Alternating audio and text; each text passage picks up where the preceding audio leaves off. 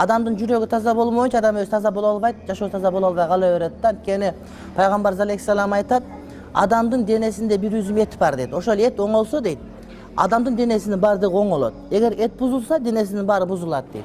Аны кыргыз сонун түшүндүргөн, жанагы бир карын майды бир кумалак чиритет деген дейли сөз да. Ошол кумалак түшүп калса, сары бир карын майдын баары чирийт. Эгер кумалак жок болсо, сары май таза турат деген дейсиз. Ошол сыяктуу эле адамдын жүрөгү эгерде таза болуп турса, адамдын жашоосу таза болот, үй бүлөсү таза болот, ден соолук таза болот, арууланат, жакшы уктайт, кыйналбайт, оорубайт. Анан ошол тазалыкты өзүнүн кийинки муунга өткөрүп берет деген сөз да. Ошон үчүн ар бир адам ошол жүрөгүнүн таза болушуна сөзсүз түрдө кам көрүш керек.